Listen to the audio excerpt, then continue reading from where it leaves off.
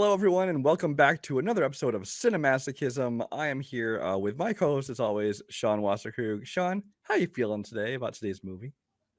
I am feeling very intrigued by this film. This was one of the few so far, not ever, because we're definitely going to do this again, where this movie is so unique, is the word I'll use, and take it that as a good thing or a bad thing.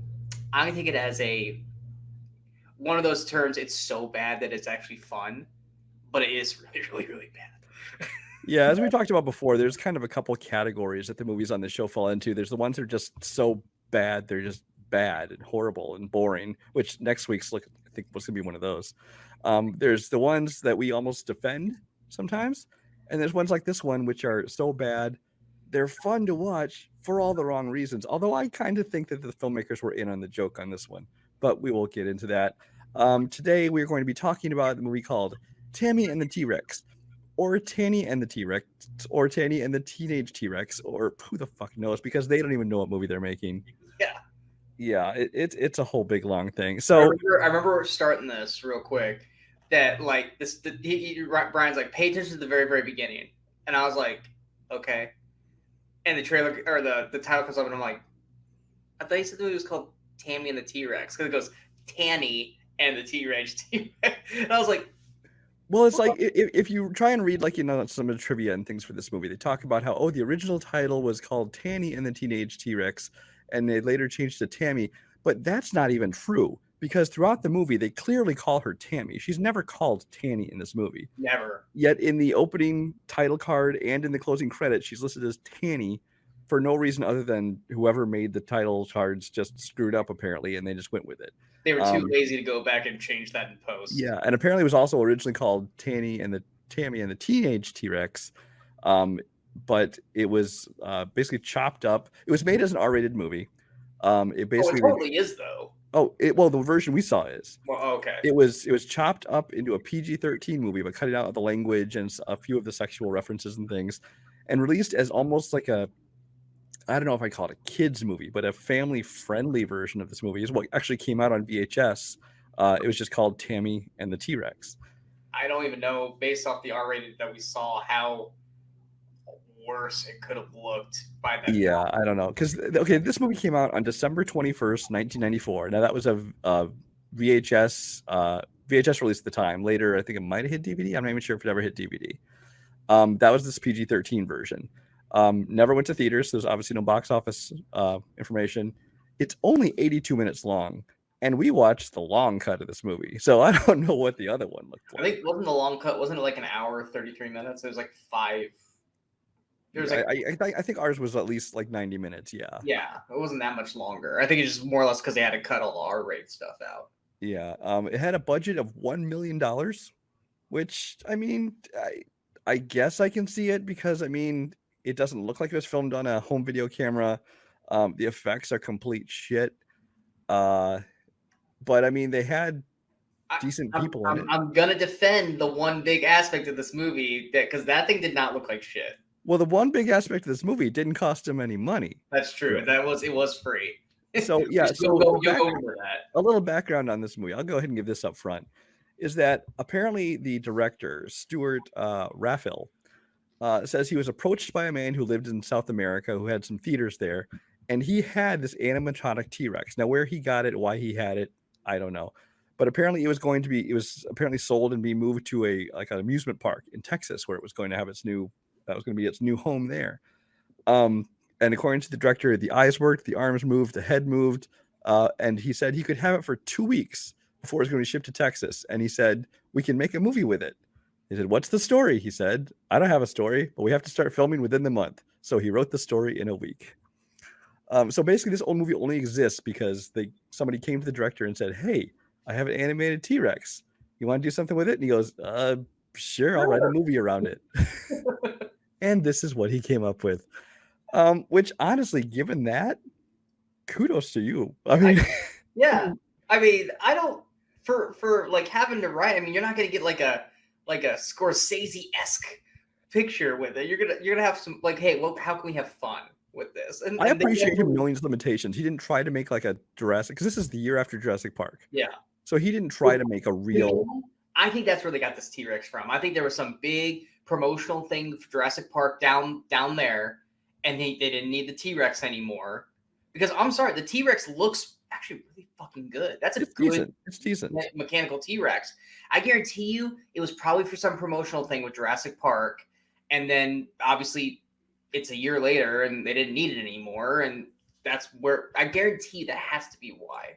Yeah, but he knew his limitations. They didn't try to make like a real dinosaur movie. They said, "Hey, well, within the movie, we'll have it be an animatronic dinosaur," although they take some liberties with that, which we'll get into. Yeah. So they said, let's just write a story where something is with this animated T-Rex, and this is what we got. The movie has a Rotten Tomato score of 43% for both critics and audiences. Which is really high. Really good. And honestly, in all these scores, because IMDb is 5.3 out of 10, Letterboxd averages 3.1 stars out of 5. The unrated cut that we watched, the gore cut as they call it, actually has 100% critic rating, although there's only 7 reviews. But I think that's because most of the people watching this did exactly what we did. Are looking at it for what it is. It's supposed to be campy. It's supposed to be silly. It's supposed to be dumb. It's supposed to be kind of bad. But that's why it's enjoyable to watch. Mm-hmm. So I will admit, I always go into these with a critical brain. I do. So I immediately will start tearing shit down and coming at it hard and stuff like that because it's cinemasochism and that's what we do. But about what?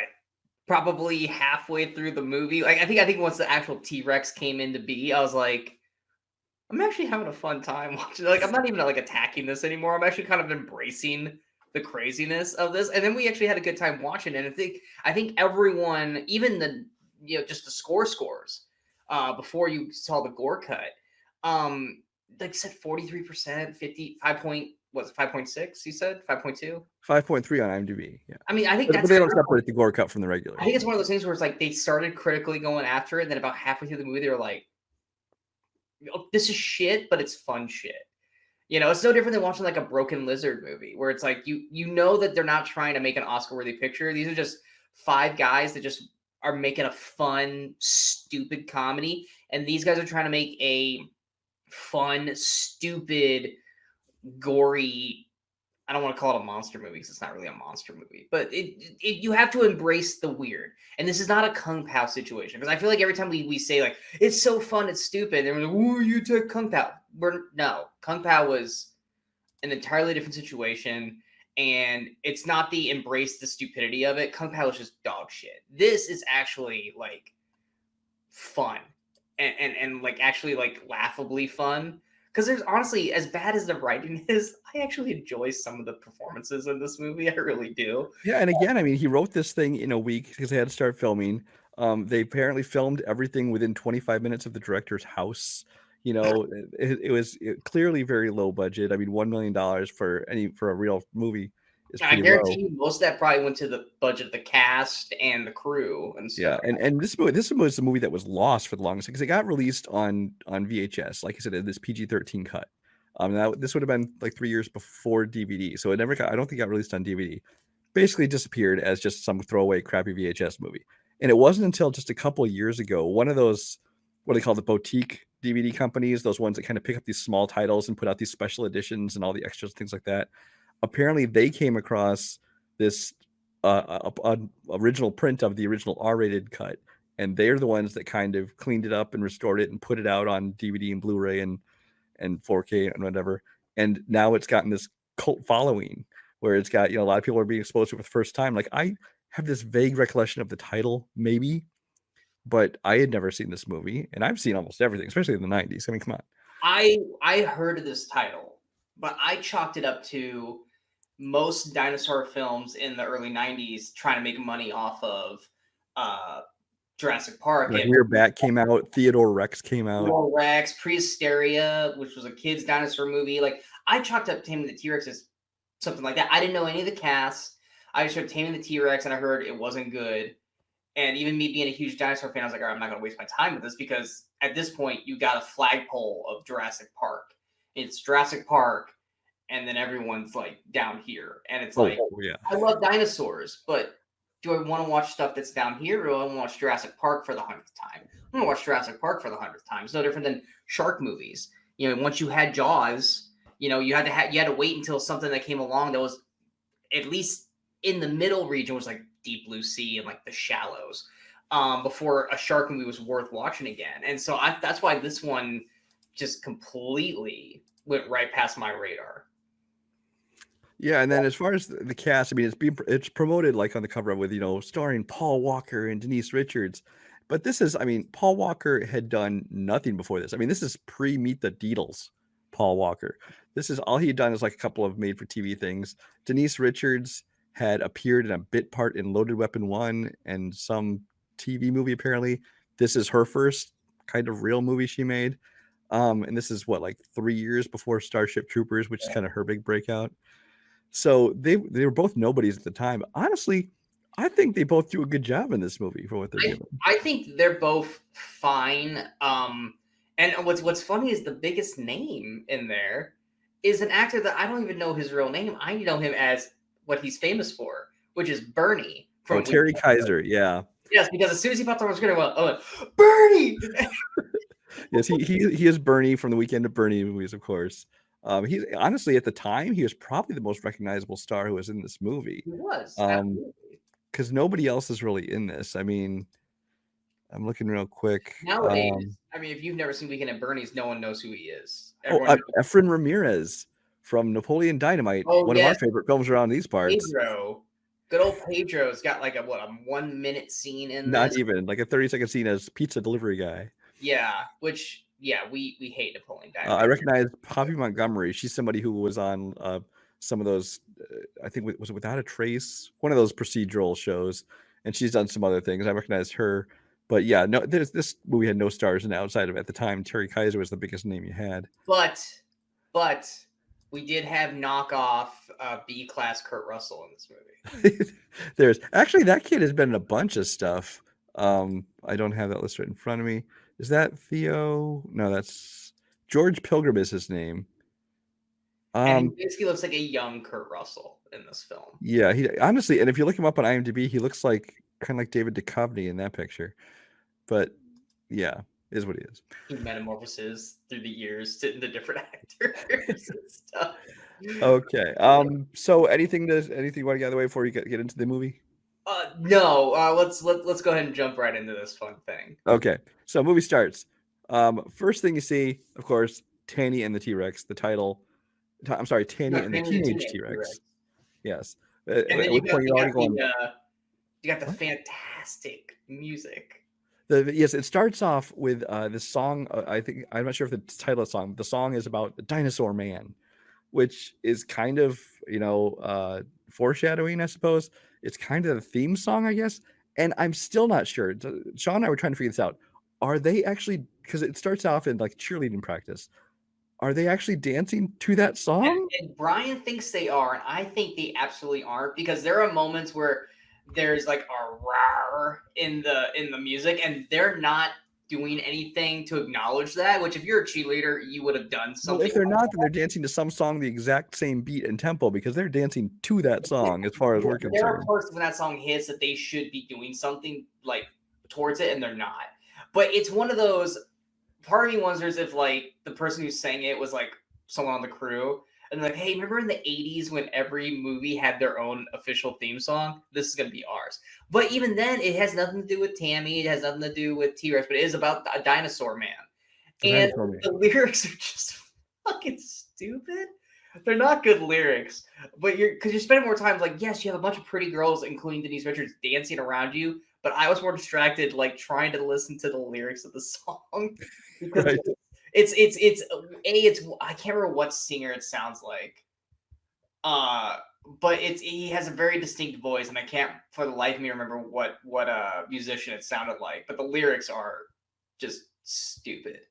And yeah, you got all these girls dancing, and Denise Richards is in the middle of it because Denise Richards, she's a star, and then Paul Walker walks in. Yeah, they're Clearly, yeah, on football practice. he's on his way to football practice. She's in cheerleading practice, which I don't understand because it's clearly the middle of the day, and they even say, okay, she has to go to sociology class after this. It's like, who? Yeah, I've seen this in other movies too. It's like, who has these practices in the middle of the day? Yeah, they're like, you can walk me to class afterwards. I'm like, no one's running football practice in the middle of the day. No one's running cheerleading practice unless it's a gym, and you're not doing that shit in gym class. Right. And then, like, what's funny about the whole thing too is like, even after what happens next, this is clearly the end of the day. It's just a lapse in the dialogue of the script. It's clearly not middle of the day. It's the end of the school day because everyone is clearly done for the day walking around. They're not going to classes after this kind of thing.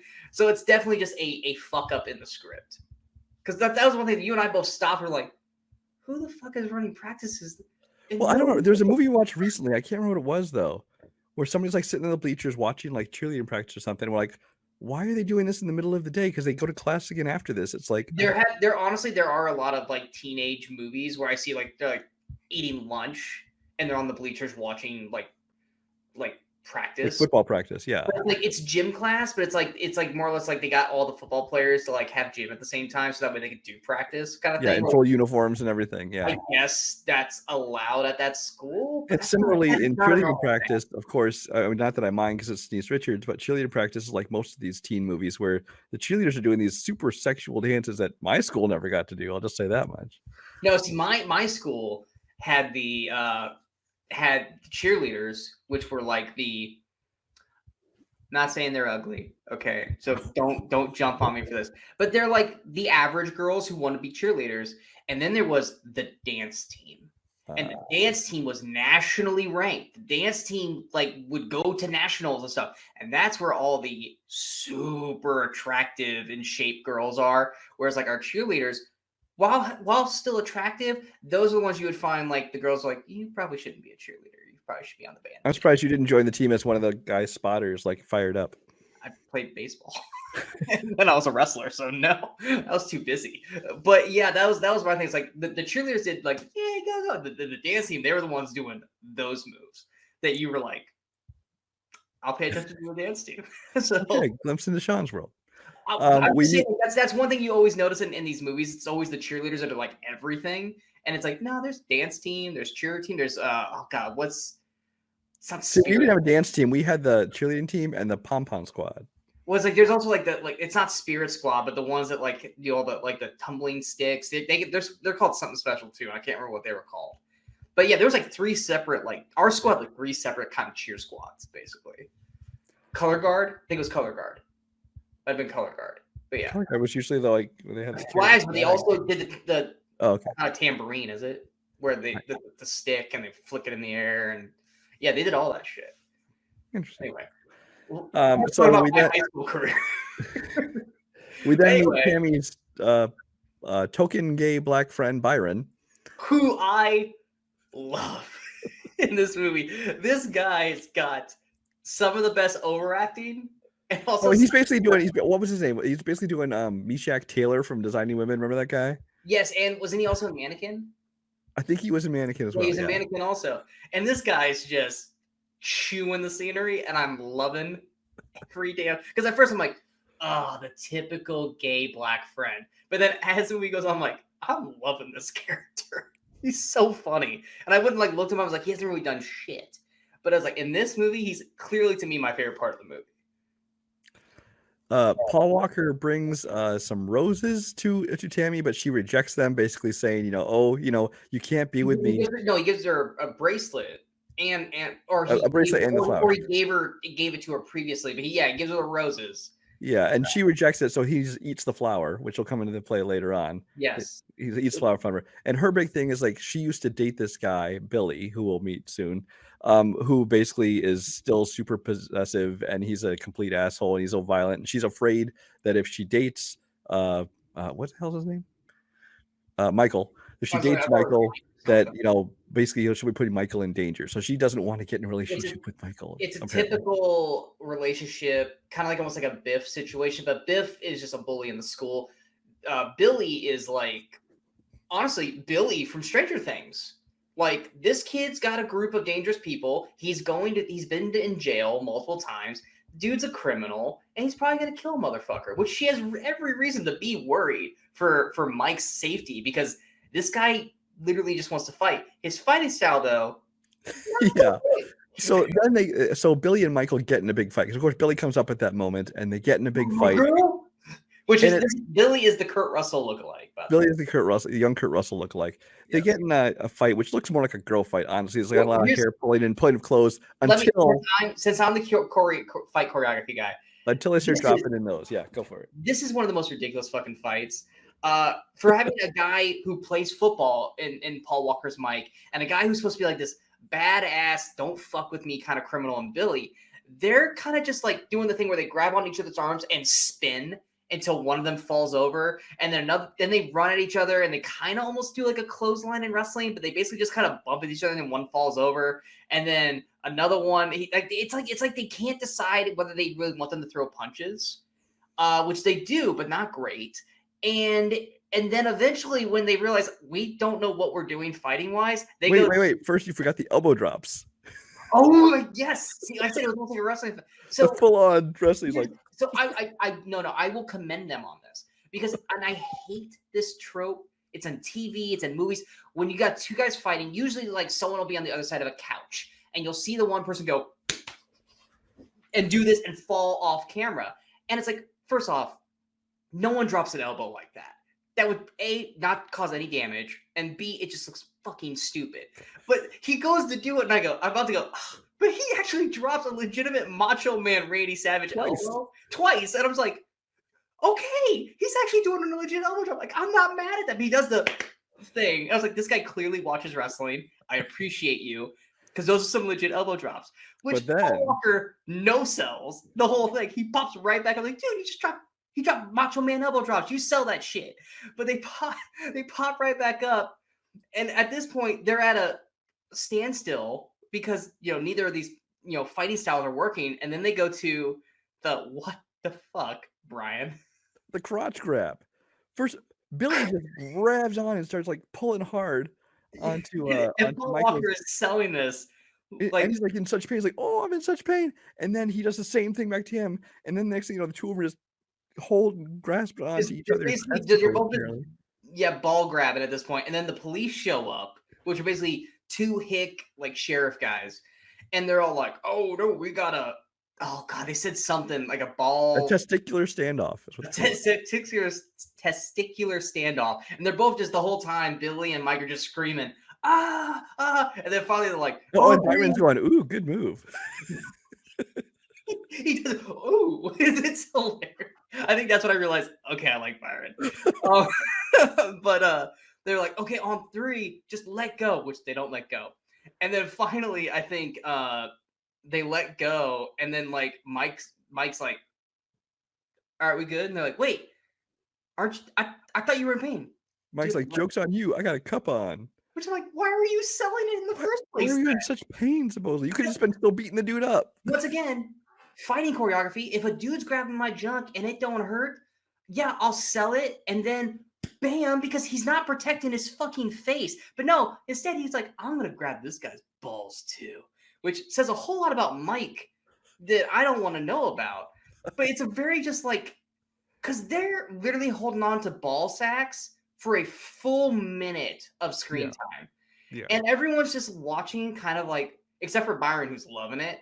Like, you just notice like everyone in the crowd just kind of like, this is still going on.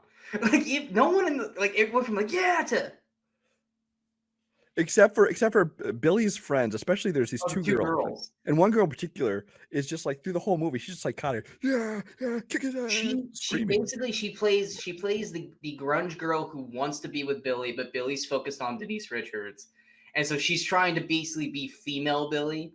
And she's not a good actress. She overplays everything. And then you've got the friend brunette who's like, I'm friends with you, so I'm with you. But like, she's like, oh, but she's not that bad. Like, we probably shouldn't be doing this. Which the blonde's like, shut up.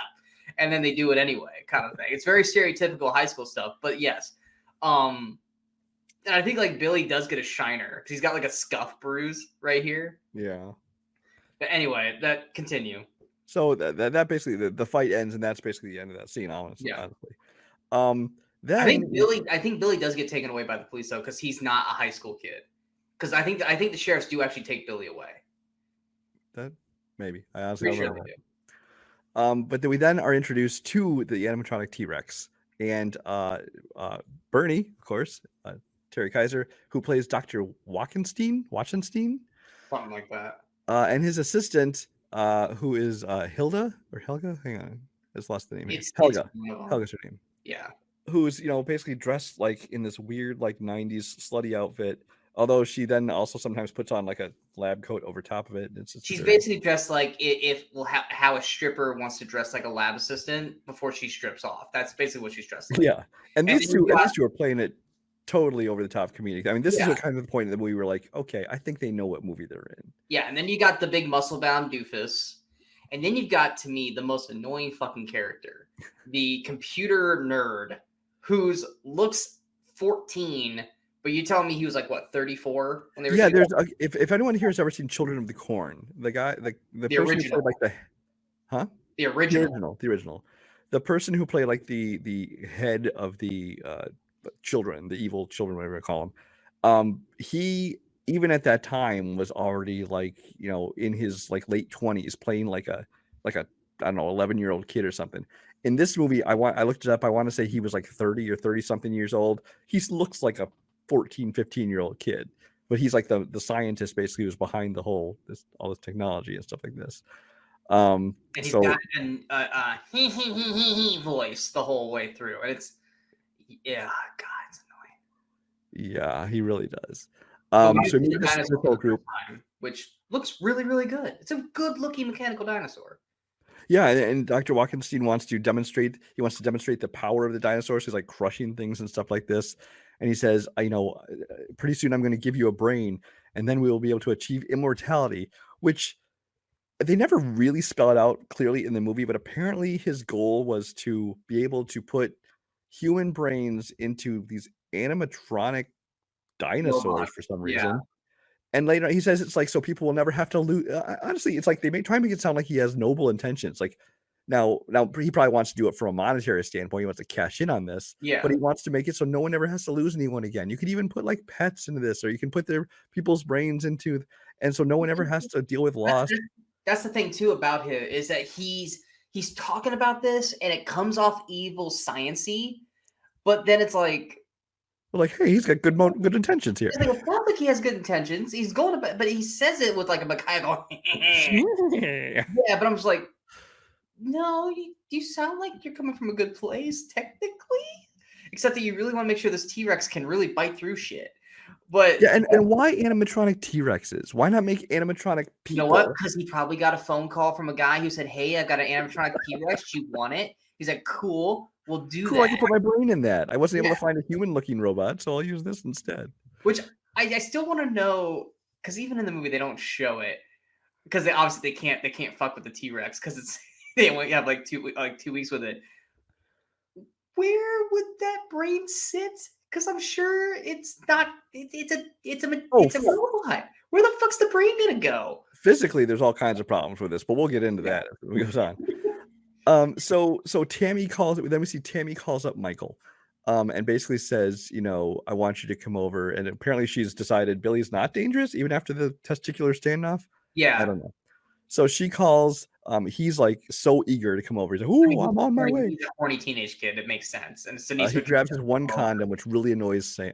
Yes, it annoyed you too. Don't you dare. First off, I'm not gonna go into the logistics of it all, but if you get called by a girl saying, "Hey, come over," you never just bring one condom. You bring at least 3. And I'm not gonna go into the logistics of why, but amateur move. You never just bring one. You bring at least 3.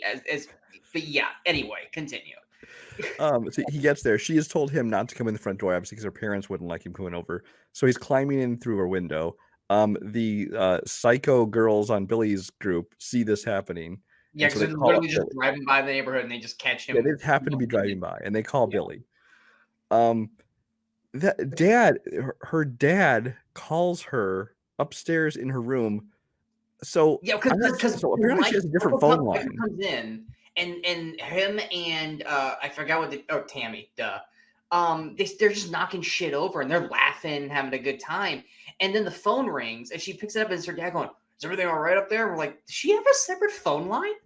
Like, Which, I mean, I suppose it's possible she has a different phone line, but how lazy is the dad that he you just think go up the something's wrong? stairs. Walk up the stairs and check on her. Yeah. But no, he literally calls her going, "What's going on up there?" It's like, and she's got like one of those rich old timey phones. Oh, it's like an old timey phone with Oh like the yeah. things But, around. And, but yeah, her house isn't like, it's a good house, but it's like not a good enough house to have like that, bougie of a fucking phone. yeah. They But try to act like anyway, she's all rich, but it's just like a middle class yeah. home in the middle of, yeah. But yeah, so she's like, "Yeah, everything's fine." And then of course, they're like getting it. I don't think they ever actually have sex, but they're like, they make it believe that like they're beginning to start having Yeah, sex. they were starting it, but then of course that's when Billy and the gang show up, and it's literally a gang. He shows up with a bunch of people. First, he shows up at the house, Three and her, cars, three cars pull yeah, up. her There's about parents look 50 dudes. outside, and they're like, "Oh no, it's Billy," and she's like, "Should I call the police?" And the dad's like, "Oh, that's okay, I'll take care of it." There's 3 cars full of thugs Yeah. just busting their way into your house, going up to your daughter's bedroom, He like opens the door and all and he's then doing they is, just "Hey, bust hey." right in. "Hey, don't you do that," kind of thing. And it's like, no, you call the cops before this shit even happens because they shouldn't be all pulling up on your lawn like that. And then they basically bum rush up the stairs. Mike jumps out the window and starts to run off, which of course they chase him, kind of thing. But yeah, it's yeah, logistically that shit's just fucking stupid. Yeah, they catch up to Michael. They throw him in their trunk, and Billy's like, "I have an idea," and they drive off into a wild animal park. Okay, which first of all, it seems like he's done this before. It's just, it's like Yeah. he seems to know exactly where he's Oh going. wait, you forgot his number two is what actor? He was recognizable in the movie. I don't remember who that was. Oh god, it's not. He's Steve Buscemi like. Oh, Weasel Yes, with Weasel. Sean Whalen, who he's been in things like Twister, Batman Returns. Um, he's the He's kind of one guy of who those guys that, like, you if won't you know who see, I'm talking about, but as soon as you see him, you're like, "Oh, okay, yeah, I've seen that guy." yeah, it's like, oh, that guy. Anyway, they drive him to the preserve. The drive isn't preserved, and this is where you'd really know the movie is supposed to be R-rated because they're dropping f-bombs like every other word.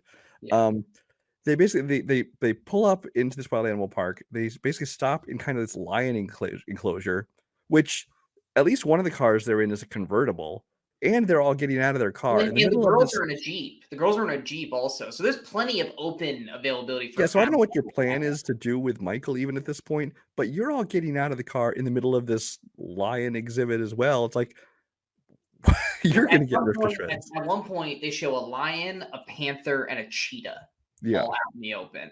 And here they are walking around having a fucking conversation. I'm sorry, not going in a car with an open top because a tiger or anyone could jump on you at any moment. But then let's get out of the car, have a conversation about what we're gonna do before we bring Michael out. And it's just like, okay, because they make Michael believe that they just drove around and then Mhm. just dropped him off in the woods or whatever. That Michael doesn't have any idea where he's at. And then they drive him off and leave, and they're like, "Hey, what we're gonna tell him where he's at?" And they're like, "Oh, he'll figure it out," kind of Yeah, thing. they drop him off and they take off, just leaving him in the middle of this park. Now, I don't know what they thought was gonna happen, like, if he would just get scared, like, but you dropped him in the middle of a lot of wild animals, Yeah, and predators. even Billy was like, "If I see you messing with Tammy again, I will fucking kill you." And they're like, "Dude, he's probably gonna die here." Yeah. So, because dude has no idea what's going on, which clearly is kind of where it goes. And then Mike finally figures out, oh shit, there's a fucking lion and it's coming at me. And he tries to run up a tree, and then there's a fucking panther. And so he jumps back down and he basically gets attacked by this lion. And this is where I have a huge part of the movie that I really couldn't let go. Because Because I mean, he's kinda guarding his head, and the lion's attacking him, but the lion appears to be blood, attacking yeah, mostly his chest area. when you see blood and stuff, Yeah, and then you eventually definitely see plenty of blood. someone shows up and either shoots the It's like lion. the game wardens show up, which first you see the lions kinda trotting, and then the lions actually attack but then, yeah, the game warden showed up. I basically fired some shots in the air, I think. We looked like he was shooting at him. Well, he did. But we never see like a dead Shoot up, lion or we anything shouldn't though. even, like, But direct. I don't think he was. I don't think he shot the lion. I think he I just wouldn't think so whatever either. he did to scare him away. Yeah. Cut to the Ambulances show hospital. up and stuff. Yeah. You cut to the hospital where Tammy and Byron show up. And it turns out he's in the ICU. Which they walk And in in the a ICU. coma for 18 hours. Yeah, which by the way, they don't just let anybody in the ICU. It's immediate family only. But whatever. And it took 18 hours for Byron and her to show up in the first place. That's the other thing too.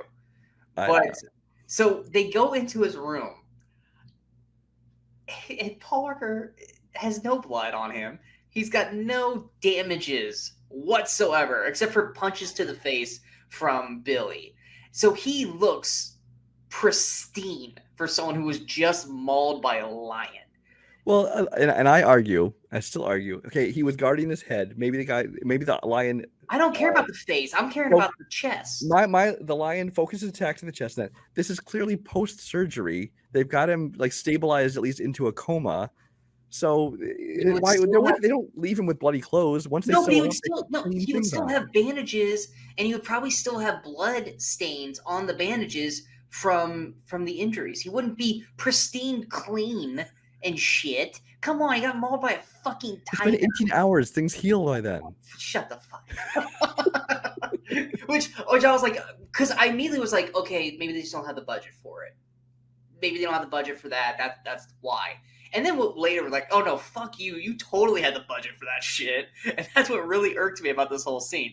But you see his drunk uncle. His Uncle Bob is in there with a flask in the ICU drinking. Which I was like, he wouldn't let someone in there with booze. He serves no purpose. Well, there's also people walking through the halls smoking in this hospital. Yes. But we see his Uncle Bob. I have no idea why Uncle Bob is in here except just to show that, because people would be like, hi, how come, where was his family? It was basically to show that he has no, like, that's his guardian. He has no. I guess. Yeah. Basically. And Billy shows up to the hospital again. Tammy, I believe it's Tammy, kicks him in the balls. They love attacking balls in this movie. They have a session with balls. And here's the thing too, is like it was the way she hit him in the balls too. It was a very awkward like kick kind of thing. It was really, really weird. It was like what was that? But apparently it connected. And so he gets kicked out. And then Dr. Walkenstein shows up. Now here, Dr. Walkenstein and Helga show up. They're dressed like they're basically disguising themselves as doctors to get into this hospital. Not really. He's smoking a cigarette. At one point, he just hands it to her, and she starts smoking it. They come in to see him, and they say, "Oh, there's been no cranial damage." Hold on. They talk to the doctor first, and because they like, tell me what's going on with him. His head looks fine, no brain injury, stuff like that. Then he gives the cigarette to the doctor, and then that goes, "Thanks, I needed this." Oh, that's right. I forgot about that. He's holding it like this and walks off like he's gonna go smoke it. And then they come in the room. But he holds it like a kid in like an after-school special who was handing his first cigarette, going, "Ooh, I needed this." Exactly. It's so fucking dumb. So they come into the room and they're talking to Tammy and Byron, and it's basically Helga flips a switch to make it seem like he's flatlining. Yeah. Which then proceeds to make I'm just gonna call him Bernie because I'm never gonna say his fucking doctor name right. He then straddles him and puts his hand over his chest and starts doing like the fake beating him because obviously he doesn't want to actually try to save him. But it's like, no, doctor would just straddle this kid. Like he's basically riding Paul Walker at this point.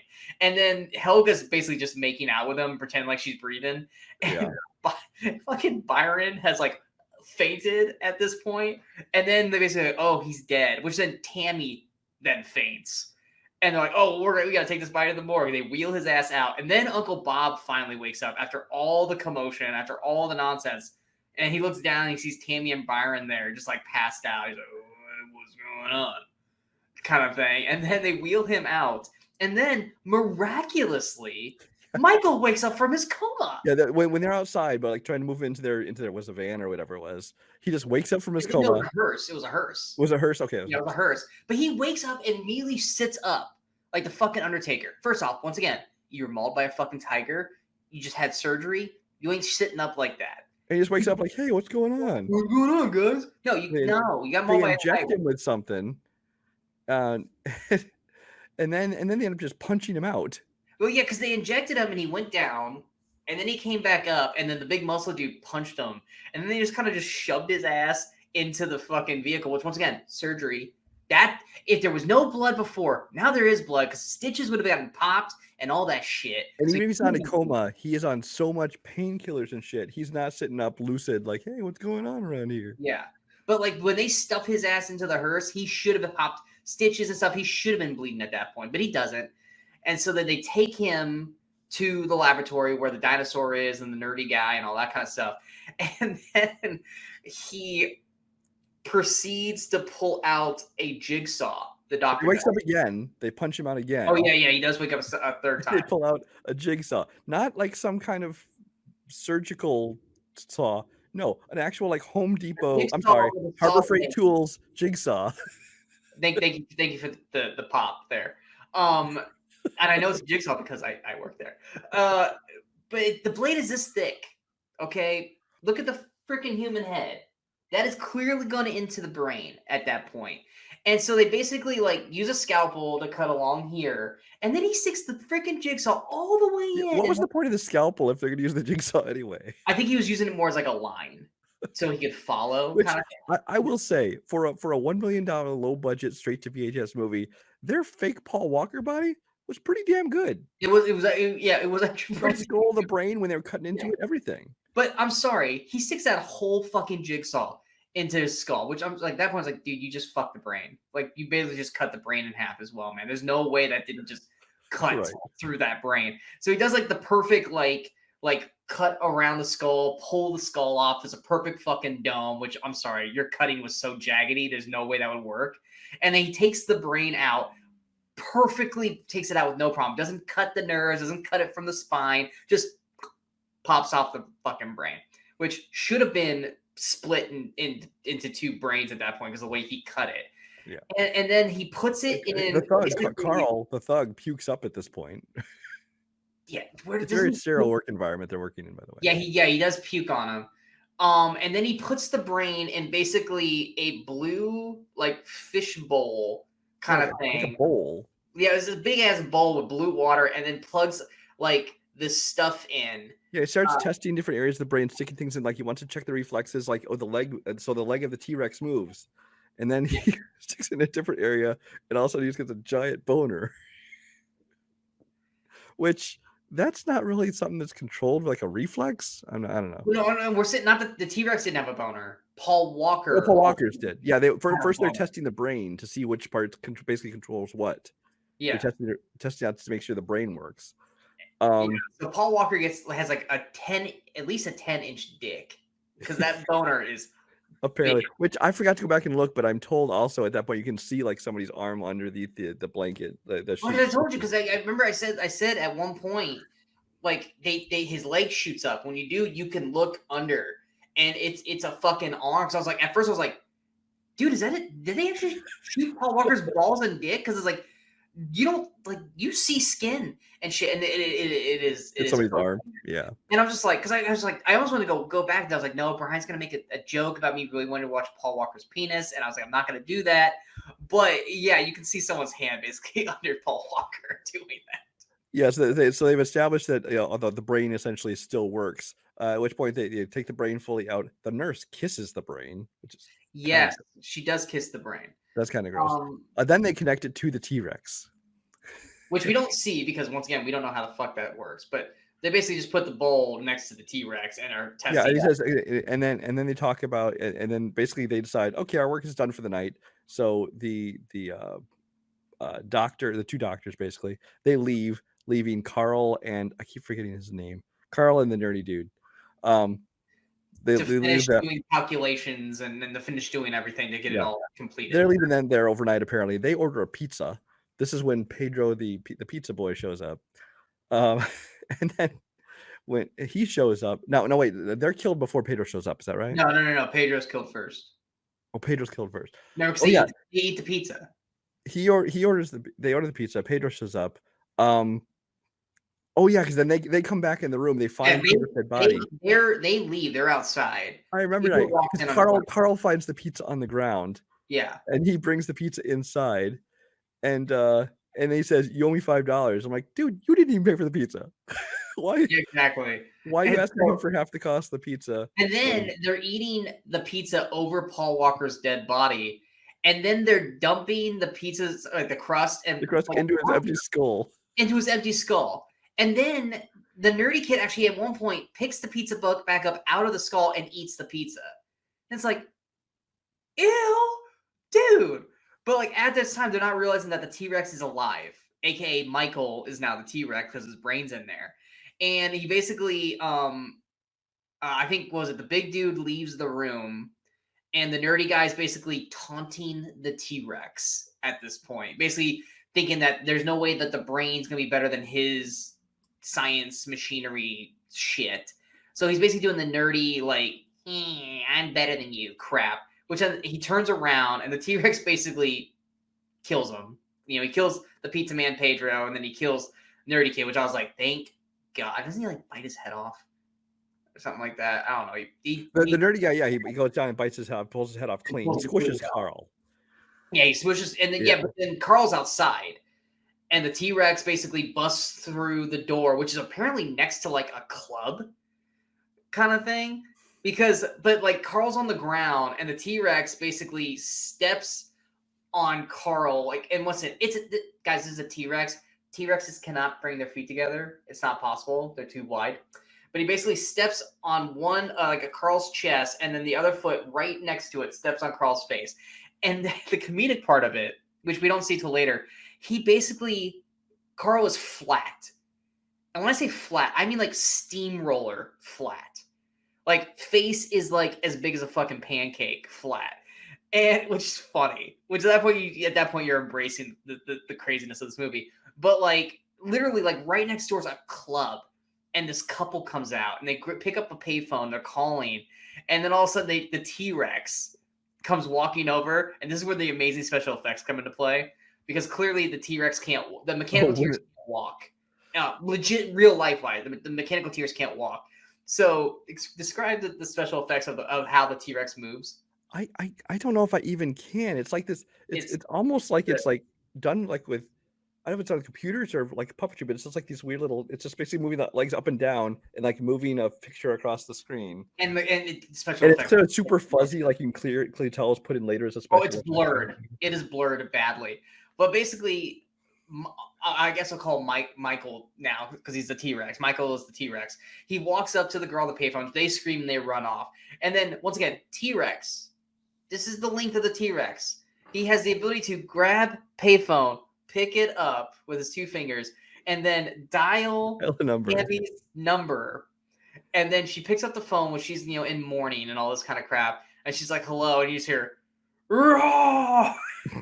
Which, okay, first of all, apparently let's get into this. Apparently this brain is somehow being held somewhere inside the skull. Yeah. Apparently now it has some kind of vocal cords. It growled when they did the mechanical test earlier in the film. It roared as well. But it growls, and so Tammy just hangs up the phone. And then the T-Rex then goes and checks the change. He just seems to lose change after it, yeah.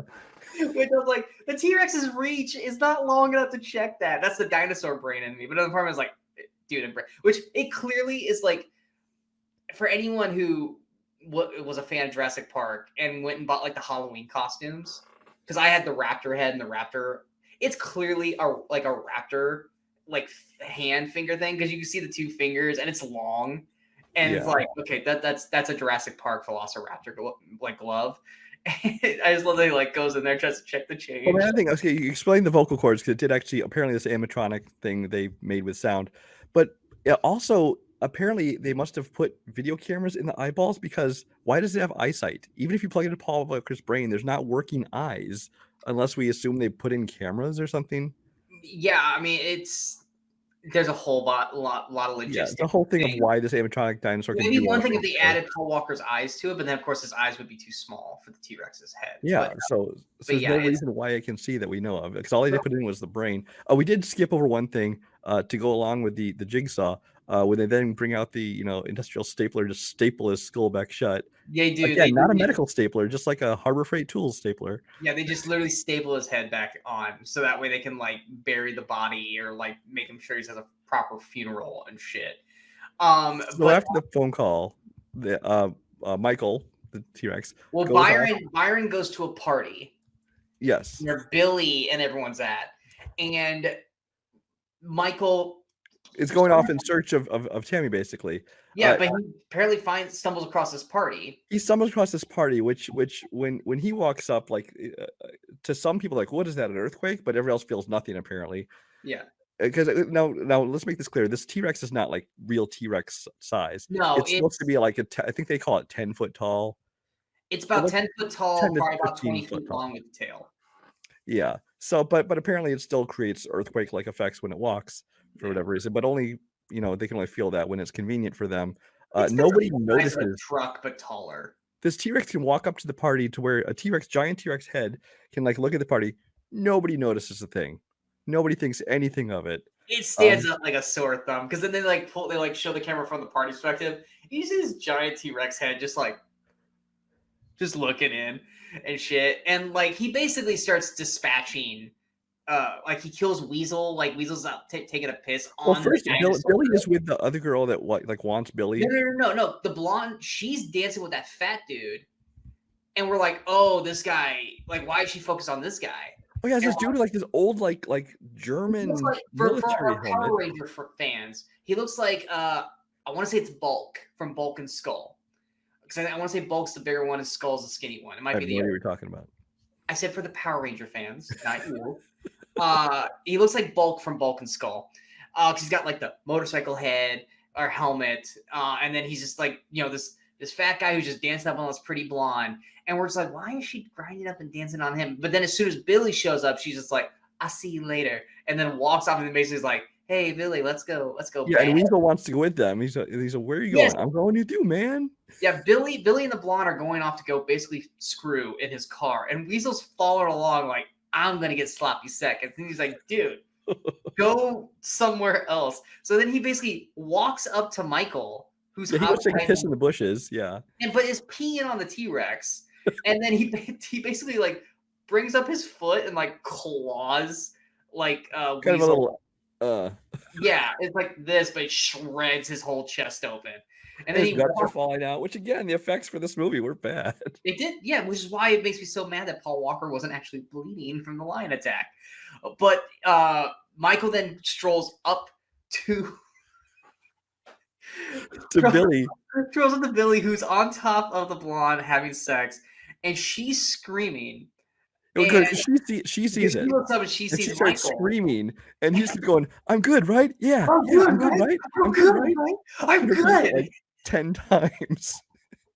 It's like dude, you're not that good. And so finally, Michael like either roars or he lowers his head down. Billy sees him and fucking bails. And then Michael basically grabs the blonde and is basically holding her up by one leg. By one leg, yeah. Just dangling her in the air as Billy runs and into basically back into the crowd.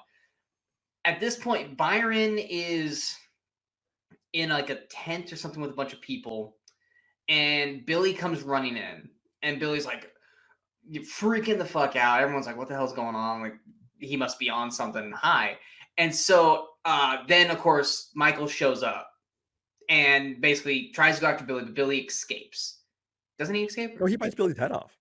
Oh, no, Billy dies. Yeah, no, Billy does die. Billy dies right at the entrance of the tent. Like, oh, guys, we got to go, for real. And then you see his head come down and basically, yeah, rips his head off. Yeah. And so everyone's running out of there, and Byron falls over. And so Michael runs up to Byron, and Byron's like, oh, I'm going to die. I'm going to die. And basically, he helps Byron up. And then once again, with his T-Rex claws, basically brushes him off, sets him back down. And basically, like, taps on the head, like, you're good, man. And then Brown's like, thank you. And then runs off. And then basically, because Michael killed Billy and basically his crew and stuff like that, he goes back into the wooded area and disappears. In comes the cops. The sheriff is apparently Byron's dad. Whose name is Sheriff Black, by the way. Sheriff Black. Really? Which means that Byron's name is Byron Black. come on, guys, you're Yeah. be better than this. And go ahead with the deputies, because you had more fun with the deputies than I did. So the deputies are kind of, I mean, you see these in a lot of comedies, like the They're kind the of bumbling Hazard deputies. esque kind of sheriffs and deputies. They're named Neville and Norval, and even the sheriff can't keep them straight. Like he'll call one, you go, "Hey Norval," he's like, "I'm Neville," that whole kind of thing going on. They're just a couple of hicks. They're sitting there basically almost they're poking at the bodies. At one point, it almost looks like they're posing with the body parts. They're Like, is that a nose? What is that right there? They're contaminating the scene so much. Like, these guys are two clearly boneheads who should not bonehead redneck hicks who should not be cops. Well, and they're walking around looking at the crime scene, eating popcorn because I don't know they just came from something, I guess. I don't know.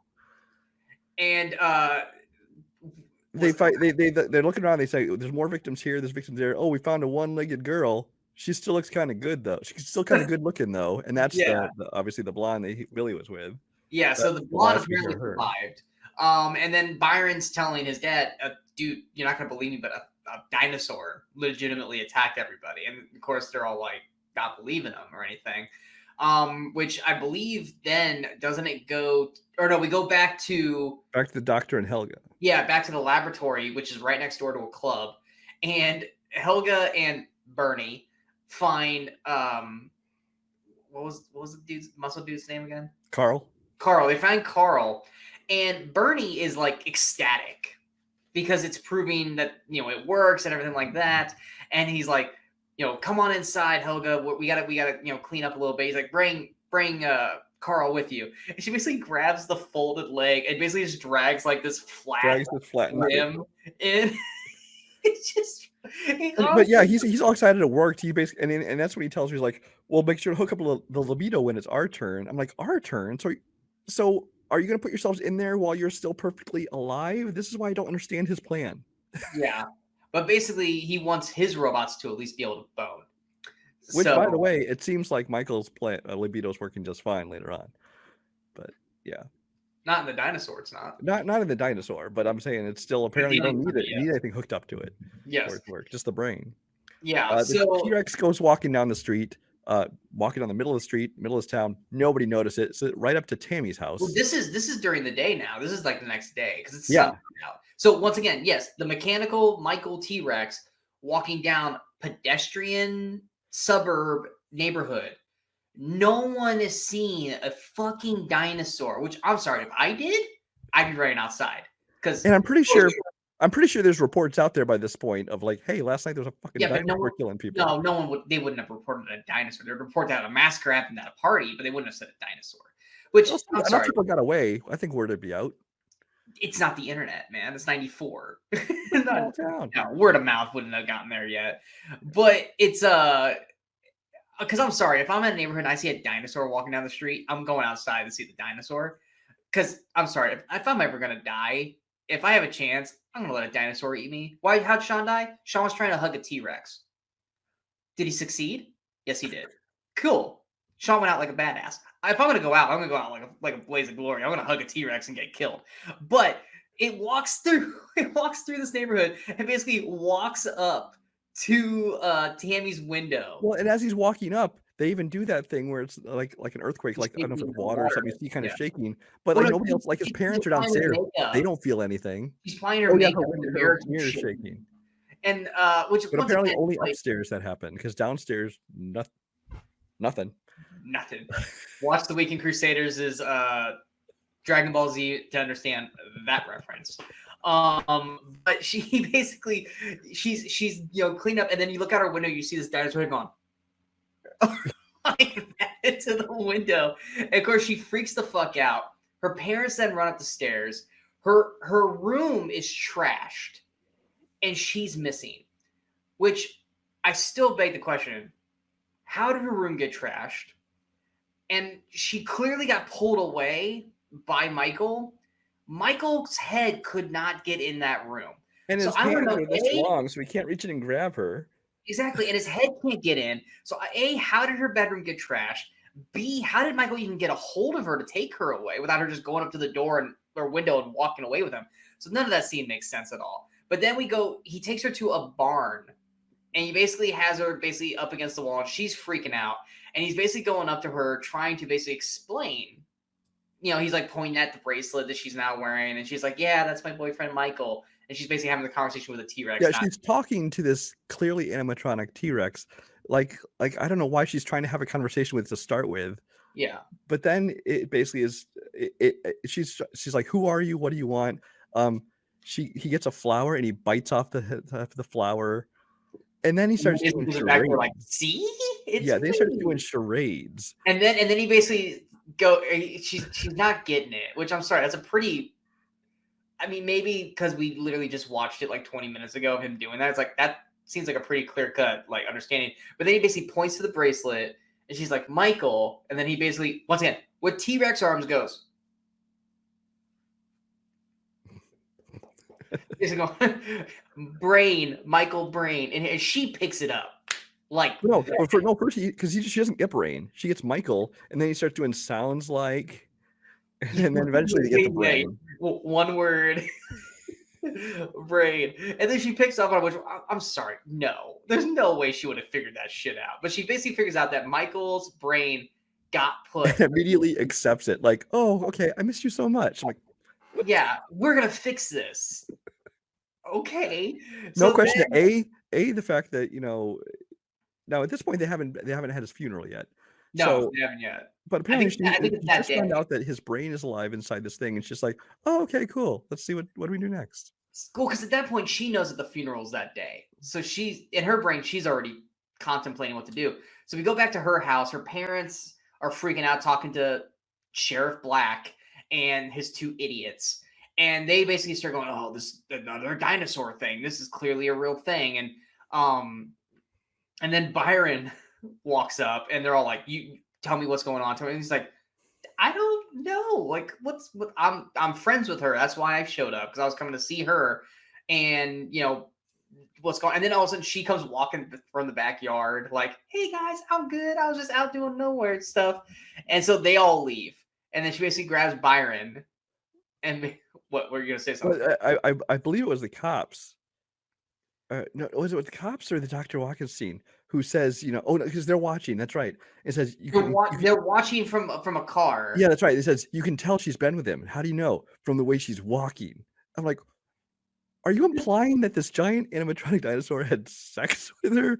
Yeah, it's like and she wasn't walking funny, by the way. So no, she was just walking normal. But the dinosaur also doesn't have a penis. So unless the dinosaur dry humped the shit out of her, which at that point she'd be dead. I don't understand how this works. Well, we know he can use his fingers. Maybe still, the claws would have ripped her in two. Let's be real. That's all we need to. The claw. Maybe that's why Mauritania like that. Anyway. That's a liar reference to anyone who doesn't understand the reference. So anyway, we got Crusaders' greatest hits today. Byron and Tammy decide they're going to take the body at the end of the funeral and put the brain back in because science. So they go to the funeral, which for a football player, that's a very small ass funeral. It's a small funeral. It's a funeral that's happening like the day after he died, which well, we'll chalk it up to like 2 days. Okay, we'll chalk it up to 2 days. We'll chalk it up to 2 days. Michael is watching the funeral.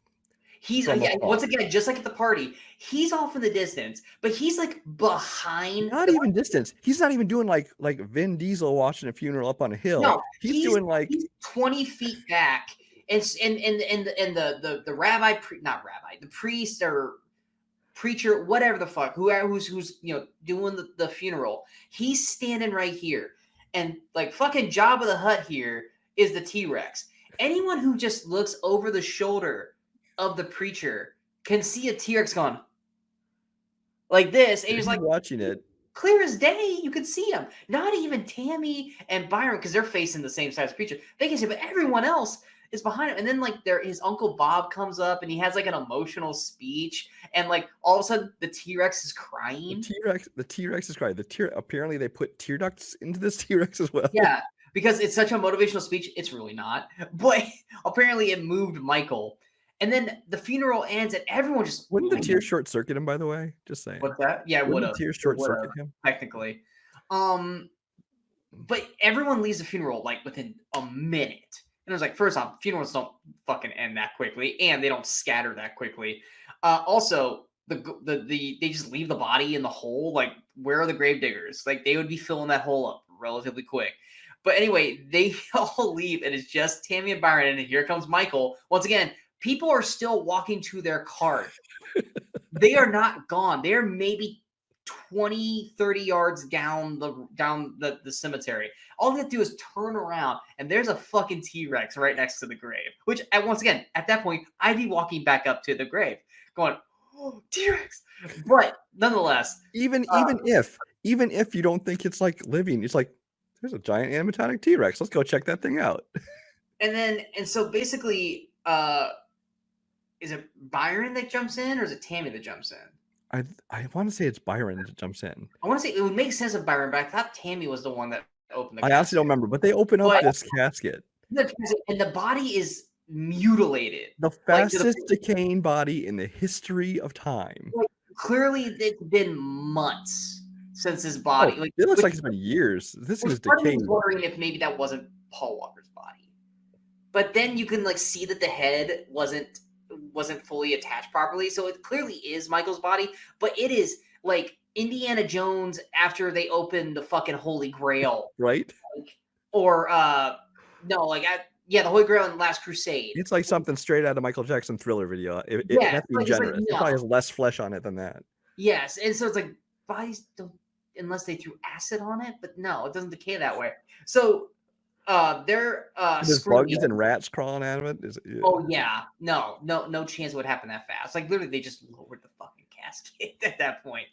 So unless they put all them in the casket and then dropped it into there, but the doctor and Helga show up, and they're basically once again now acting like evil bad guys, and I'm not remembering the dialogue at this point.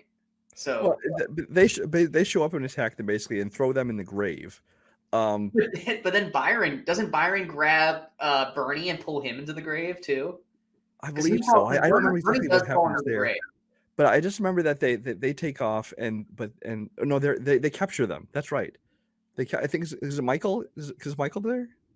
That's why they capture them. Yeah, because Michael's there. Yeah, but remember, then he says no. We can't kill them. We need them alive so that they can put your brain back in a body, not his body. Yeah. Oh, you're talking about they kidnap Bernie and Helga. Yeah. Yeah, they kidnap Bernie and Helga, and they put Michael, it's not a moving truck. In the back of some kind of truck. It's like a truck that you would transport. It's almost like some kind of weird landscaping truck. It's got big sides on it, but it's open. Open up top. So when they're driving, you see the T-Rex head just hanging out the head, like, "What's up, everybody?" Kind of like a dog out the window. But yeah, they've got Helga and Bernie hostage, so they can take them back to fix everything. Which, once again, you have no. Oh no, they go to the morgue. They go to the morgue to go find a body to replace basically Michael's body. And continue. So Byron and Tammy are in there trying to find a new body for Michael since his old body's no good anymore. And they keep looking at him, and it's like, how about this one? Oh no, that one's too big. Oh, it's the equivalent. It's the equivalent of when a girl takes a guy to a fitting room, and they keep walking out, and the guy's like. Well, first, before they even show him to Michael, they're walking on. Oh, that one, no, he's too old. He goes, "How about this one? That one's a girl." He's like, but then they start on the other, and another one. They look at it, and she's like, "Oh no, not that one," implying his dick was too big. Byron pulls one like a I want to say he was Asian. He pulls this Asian guy or Korean, pulls him out of the drawer, and he's like, "Well, he looks cute enough," and then he lifts it up, and we can't tell whether he's got a big dick or a small dick because Denise Richards is like. No, and Byron's like, which to me constitutes a big dick, which apparently is either not big enough for Denise Richards or it's too big for Denise Richards. They don't classify it, but Byron seems to be all game for this. Yeah. And then they start bringing him to the window to show Michael. They start holding him up and then doing he's like thumbs up, thumbs down. And then they bring up the short. Girl. One he doesn't like because it's black. One there's maybe a girl, and he goes, Maybe. And then he's like, no. No, he didn't say no. Denise Richards was like, no, I'm not gonna that's hook what it up with a was. girl, That's kind of thing. Which like, wild things begs to differ. But while this is happening, doesn't Bernie and Helga escape. well they escape, but don't the cops show up? Because they have a high speed chase at that point. Well, yeah, because the cops start chasing the kids. Yeah, because Bernie and Helga basically run up to the deputies because they're all tied up. That's right. That's right. And everything. So Tammy and Byron hop back into the van thing with Michael in the back, and they basically start driving away. And the deputies are basically chasing them, and they basically finally see the dinosaur head, and they're like, "Oh yeah, they got the dinosaur. They're running. They're chasing. They're basically doing a high speed chase kind of thing." Which they eventually they start shooting at them. I don't think they're shooting them. They're chasing them. At one point, Michael gets knocked out of the truck by like a low-hanging branch or something like that. And then Byron gets out of the car to stall the cops while Tammy drives on. Oh yeah, no, Tammy jumps on Michael and starts riding the T-Rex with. That's after they get away, though. Yeah, that's because Byron gets out and stalls the cops. He gets out and stops. Yeah, them. And then they drive to where the moving truck basically stopped, and they look off in the distance on the other side of the lake, and there's Tammy basically riding Michael like a horse away, and they go basically back to the barn. And then clearly they don't find them for the night, because the next morning they wake up and basically Tammy is like Little Spoon, and Michael's got like his, once again, should not be this long of an arm, but he's got his little T-Rex arm, his strong hand on Tammy's ass kind of thing. Well, here's the thing is first of all, because Byron, when he's holding up the cops, he holds up including his dad, who then says, "I never should have left Detroit City," which I can't figure out why he calls it Detroit City. Yes, he does call it Detroit City. That was just a weird random line I wanted to mention. What should we do? And he's like, we need to figure out how to explain this to the cops because we need help, and we're gonna have to figure out some way to explain this, that there's a freaking dinosaur on the loose. Yeah. So it's the next morning where you see somebody bicycling, and you realize it's Byron. At first I didn't realize it's Byron that's bicycling back to the barn. The cops clearly following him in their car, not even being secretive about it. No. And of course he gets there and they're like, did you lose him? Did they follow you? He's like, no, I'm absolutely sure. Nobody followed me. It's like, okay, yeah, they did. But whatever. And then but first he comes in, it's like, are you decent? Which even he's implying like that they're doing something. Sex. Yeah. And then Bernie, the cops show up with Bernie and Helga, don't they? Yes. Yeah. So you got the sheriffs, the deputies, and actual real cops show up with Bernie and Helga. And then Byron comes out waving the bra. Yeah, so like we need something. We need to, because they say if they come out, they're gonna come out firing if they shoot Michael. So like we need to do something to come out to show that we don't, mean harm. And so they basically take apparently a white bra and panties, which I'm like, there's no way Tammy was wearing those, because based on what she was wearing, there's no way she was wearing that. Not wearing white. And they basically put a white bra and white panties on a stick, and they walk out. And they're basically they're getting an argument with Bernie and Helga. They're basically saying, no, they did this, and of course the cops aren't listening. And so Bernie is like, look, that's my property. Let me go in there and try to calm it down so you guys don't have to shoot it, kind of thing. And so they're like, all right, fine. It's your property. You go in there. So Bernie goes in and basically immediately first he's going to, he's got a special tranquilizer gun, which yes, that's right. Tranquilizers against a mechanical thing. Dinosaur, exactly. I don't know how that's supposed to work. Shoot it into the brain, and then they're trying to explain, and he has to try and defend, like, why he wants, why this thing seems like, and he says it's got a new memory system that grows crystals into memory cells, and that's why he doesn't want them to destroy it. He wants to try and get it alive. Basically, timey-wimey, wibbly-wobbly scientific talk that you're not going to understand. Yeah. Which Byron does bring up, why does he need a trank gun? Which I was like, good for you, dialogue, for actually acknowledging that you don't need a trank gun. Somebody's calling him out on this, yeah. Yeah, which I can't remember how he bullshitted his way past that. Sorry, I think that's when we started talking about the mechanical crystals and things. Yeah, so he goes in with the gun. Michael basically kills Bernie right away, which I believe Tammy runs back up. No, Tammy's back there with the cops still. Helga's up there with him. And basically Because does Helga get killed? I don't think Helga gets killed. No, but then the cops open up fire. The cops are blowing away Michael and shooting him. But that's the thing. That's the thing. They can't clearly shoot this dinosaur because once again, this dinosaur is going to be used. They can't show anything. They can't damage it at all. So yeah. You're watching them shoot at this dinosaur, and you're watching the farmhouse around, and all the gunfire is basically going around and hitting the barn and not hitting the dinosaur because they can't damage this dinosaur. Right. Because the dinosaur's, like I said, not theirs. So they're shooting all around the dinosaur, and then finally the T-Rex just kind of falls over. Which I'm like, why would the dinosaur fall over? It's mechanical. Did it shoot? Did they shoot the brain? Did they shoot him in the head? Like, why would the T-Rex fall over? It's a mechanical dinosaur. Yeah, at best maybe you hit its CPU unit or something. I don't know what it is. But then they essentially kill the dinosaur. Tammy's crying at this point, and suddenly the cops now believe them. The cops all feel we feel so bad about They literally just watched him kill Bernie, like basically rip Bernie in two, kind of thing. And then we get the amazing ending.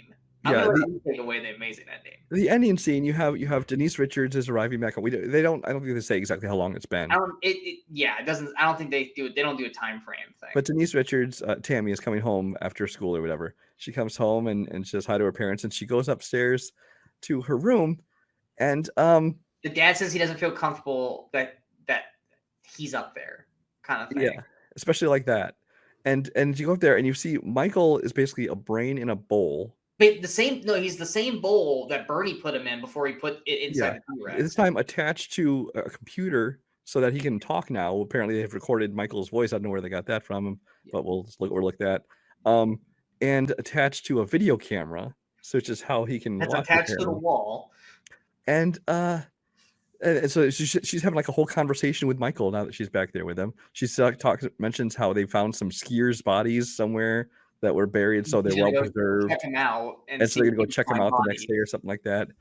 Then she pours some booze over the top of the brain, which apparently gets him drunk or whatever. Which, I don't know, because parents don't mind she has the booze, and then proceeds to do a striptease. To dress up. Yeah, she dressed up in this sexy lingerie and starts doing this dance and this striptease for Michael, basically, for this brain in a bowl. And she's doing this, and he's getting all excited. You can, with his voice, you can hear him getting all excited. Sparks start shooting off of the brain. Yeah, the way he orgasms is that his brain basically like sparkles, like fireworks sparklers. And in my head, I'm going, did she just kill him? That's not what happens to a brain. Like, did she just blow up his brain by basically being too sexy? But no, he's acting like he just had an orgasm. I was like, that's not how brains work. Yeah, the brain essentially has which I mean, on the one hand, you got Denise Richards looking sexy. On the other hand, you're like, I feel kind of dirty because of how young she was when this was made. I'm like, and you basically have Paul Walker basically going, "Oh yeah, baby, keep going. Oh, you got me so hot." As a parent of a high schooler, I was uncomfortable. and that's the end of the movie. And then there were credits where, of course, she's once again credited as Tanny. The dinosaur song comes back on from the beginning. Oh, Dinosaur Man plays. Oh yeah, Dinosaur Man was back on. If not Dinosaur Man, then it was the same singer singing another dinosaur song. And honestly, like I said, I think this is a movie where, they knew they were making a low budget comedy, and I think they knew what movie they were making because the whole thing is done with this like intentional kind of wink and a nod, so that it's like, we know this is a bad movie. That's the kind of entertainment we're trying to make, and I think that's why it. It's a bad movie. It's a horrible movie, but it is entertaining on a level because of the way it approaches it. It's the same kind of level as like, look, Basketball is a bad movie, but I enjoy Basketball because I love Trey Parker. Basketball is a good movie. Baseball is a good movie, but up against a real movie, Basketball is a shit film. But I love Basketball, and it's a bad movie, but I love it. Tammy the T-Rex is a really, really bad movie. But Brian and I watching it together, we actually had a fun time watching it. There's a lot of shit you could tear down about this. There's a lot of stuff that you could viciously attack. But then once you know the backstory, such as they literally had 2 weeks with this dinosaur, and they had to write the script this fast. They wrote a movie around this prop. Yeah, when you know about the actual stage, you're like, you know what? good for them. They pulled this off. I don't know how much. I don't know if they even made any money off of this. I don't think they did. I have to think they didn't. I mean, like I said, it was really cheap, and it was one of those things. Back in the '90s, things just used to go straight to VHS, and I would hope basically were intended for nothing but rental stores. I hope they at least made something because it did cost $1 million to make. I I mean, hope they. I have to think they maybe at least made their money back. I don't know if they made much profit on it, but it is what. And now, I mean, now they're making some money off it because even with just streaming rights, because I was going to talk about it later, but you can watch this on AMC Plus, you can watch it on Peacock, you can watch it on Shudder, you can watch it with ads on Tubi TV, and most especially, I found out you can watch this entire movie within the Xbox game High on Life, which I have not played. I don't have an Xbox. I don't have this game, but it's one where you carry on talking guns, and it's a whole big thing. But apparently, there's some place in the movie where you walk into a house and there's like a TV, and the TV is playing this movie, and if you sit there, you can watch the entire movie within this game, like the live action Tammy and the T-Rex. Now I don't know which version it is. PG cut though. But I read that, I'm like, no shit. So now I'm almost kind of curious. I got to find somebody who has an Xbox and tell them to go play this so I can find out. This is one of these rare occasions, because it won't happen very often, where we picked this movie and we fully went into it to just be like, oh man, we're gonna rip this movie apart. And by about 20-30 minutes in, we weren't really ripping it apart, but just kind of laughing along with it, and we were in on the joke. And we just embraced the ridiculousness and just had a fun time. Because by the end of it, Brian and I were smiling. We enjoyed ourselves watching this. It's not like I said, Kung Pao or Tiptoes or even Fantastic Four, where by the end of it, we're just like, God, thank God it's over. Whereas like when this movie ended, we were just like, that was entertaining for what it was. It's not a good film, but that was entertaining as shit. Yeah, that's why if anybody follows us on Letterboxd, and you should, this is a hard one to rate because I'm like, it's not a good movie, Yeah, but I enjoyed the experience of watching it. So I think I ended up on like 2.5 stars. I think I gave it 2.5 stars too, because it's like, look, I have to be legitimate here. It's like it's not a good movie, but like if I'm basing it on a movie alone of what makes a good movie, it's a half-star film. Yeah. But entertainment and enjoyment and embracing the fun of it got. And they succeeded in what they were trying to do. So it's a half-star film with 2-star entertainment, so 2.5 stars. Which, yeah, it's because like even with Fantastic Four, it's like that movie is awful. But once again, if you know the story of Fantastic Four and basically how they were basically screwed from the get-go, you watch and you go, you know what? They did the best they could do with what they had. So it's like, yes, it's a bad movie, but based off of what they went through, it's not as, I mean, it's bad, but I'm not hating on them for it. You know, but that like same thing with this. It's like, no, man, they made a cheesy C-rated horror film, and I wouldn't even call it horror. It's a C-rated sci-fi gory film. And you know what? It succeeded. It's no different, even though Brian hates this movie or didn't like this movie, and I fucking love it. It's very much a Killer Clowns from the Outer Space vibe, where it's like, look, this shit's ridiculous, but you know what? For the right, I will say it had the same tone. It's like the people knew what they were making. Yeah. If you're going in with the right mindset to watch that movie, Killer Clowns from Outer Space is a cult classic, and it's fun. Now, if you go into it critically, then yes, it's Killer Clowns from Outer Space is a shit film, just like Tammy and the T-Rex is. But if you go into it with I'm watching a B movie sci-fi, potential / kind of horror film, and I know it's going to be bad, but I need to embrace the bad, it's actually enjoyable. It's no different than like a lot of people could do that with Leprechaun, which was our first sneaker film we ever talked about on Weekend Crusaders. I don't like the Leprechaun, but I know a lot of people who do, and it's because they embrace it. It's no different than Gremlins 2 in a way. Gremlins was great. Gremlins 2, they went schlocky with it. And some people prefer Gremlins 2 over Gremlins because it's more fun. It's not good, but it is more fun to watch than Gremlins. And that's what Tammy and the T-Rex is, bottom line. At the end of the day, it's like, yeah, it's a shitty movie, but it's a fun, shitty movie if you're in the right mindset for it. Would this be a movie that I would show my family? fuck no, because they'd be like, this is fucking stupid. Can I shut this off? But is it something that I would show friends of mine that are like Brian? Absolutely, because they can embrace the craziness and the absurdity of it and go, that was actually kind of fun.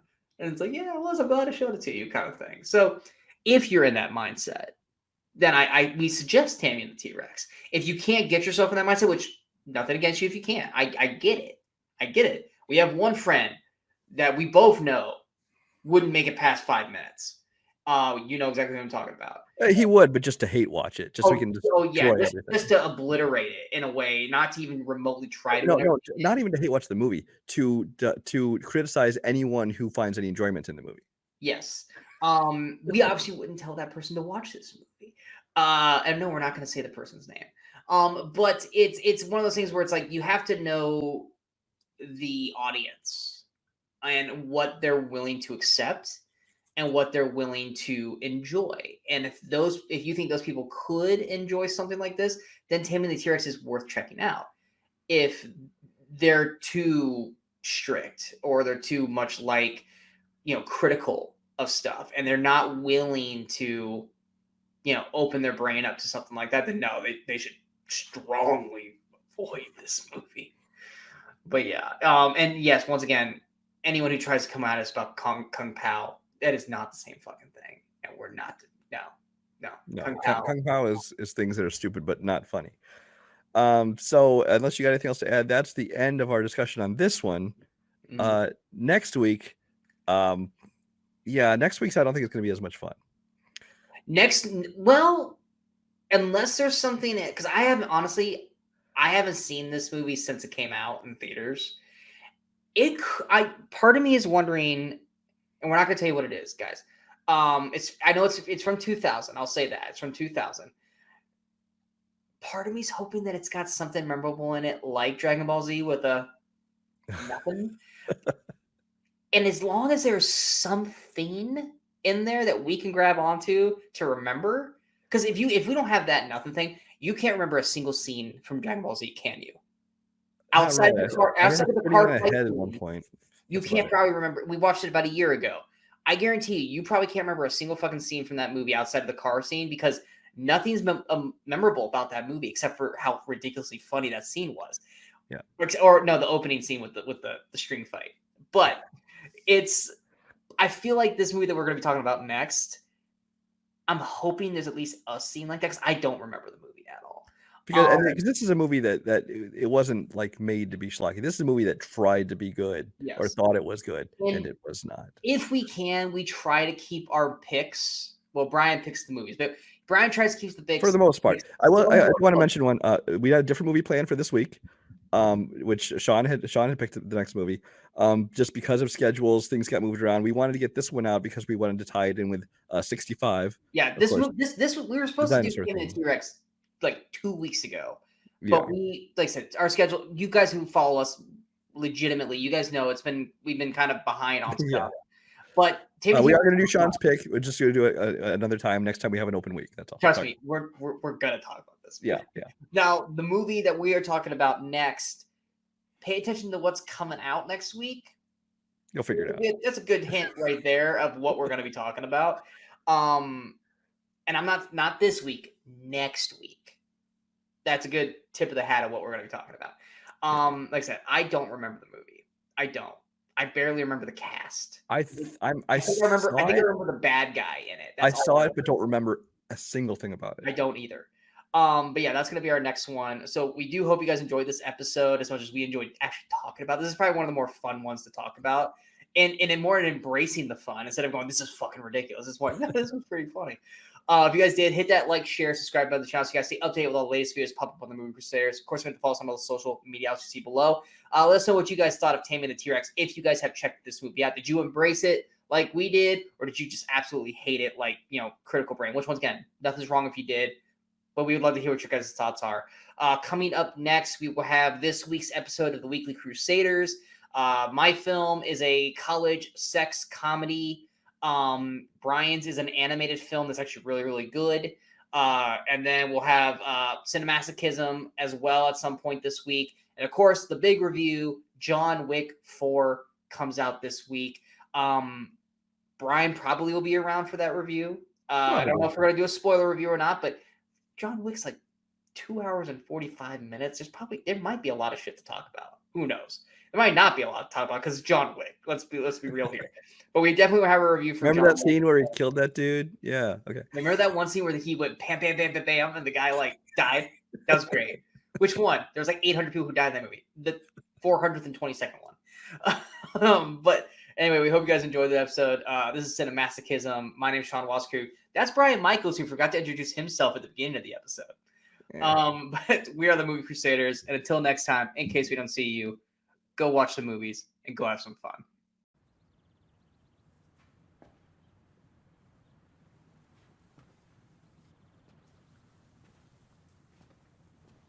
You're still here. It's over. Go home.